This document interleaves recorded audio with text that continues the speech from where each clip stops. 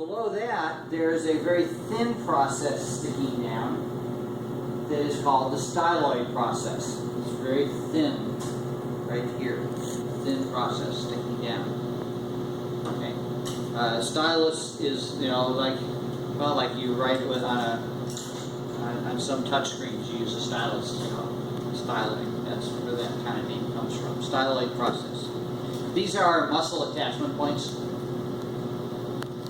as is the coronoid process here. This is muscle attachment, muscles that make your jaw close.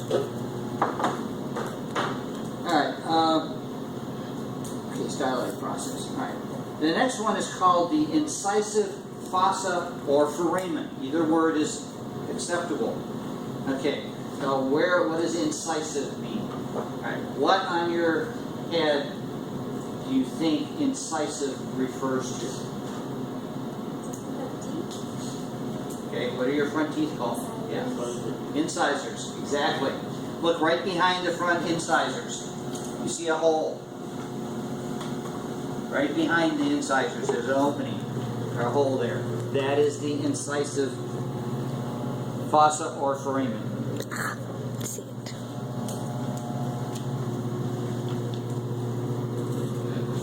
Okay, mandibular fossa. Depending on how your skull is constructed, whether you have the little plastic inserts or not, it's maybe easier to see. But this depression right here is the mandibular fossa. It's where the mandibular condyle fits into the skull. Now on these, you don't have the plastic inserts. It would be this whole thing right here.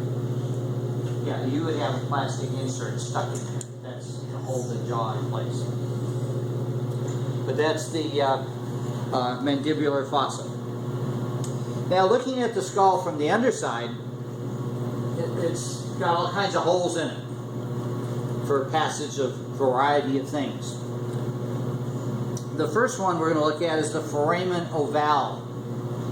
Okay, it's oval. Now if I look to the side here, I can see that these openings here are oval shaped. They're not round, they're oval, they're oblong. This is the foramen ovale, here and over here. And they should be obviously oval when you look at them. Now, if I come up toward this styloid process, you're going to see an opening that goes at an angle in. Must be right here, right in front of the styloid process. This opening goes in at an angle. It doesn't go straight through like that. It goes at an angle. Right here. Okay? Right there. We one on the other side also, right here. Here. And here. These are the carotid canals. And as you might guess, your carotid artery is coming up the side, either side of the neck, goes through those openings to get up into the skull. Okay. The next one is just a little farther back. You see a very large opening that's usually got kind of like a almost boomerang shape to it. That is the jugular foramen. That's where the jugular veins come out of the skull and go on down through the neck toward the heart. So they're right here. So if you have foramen ovale, carotid canal, jugular foramen, right there, right here, jugular foramen.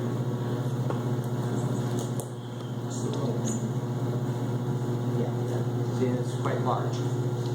And it's large in part because veins are always larger than arteries in diameter. Can you show me that one more time? It would be right here. Gotcha.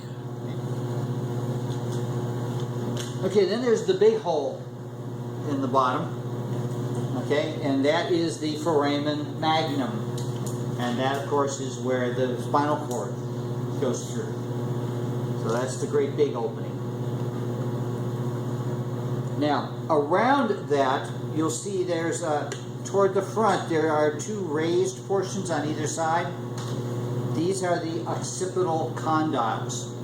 And this is what the top vertebra is where it articulates with the skull, right, against these.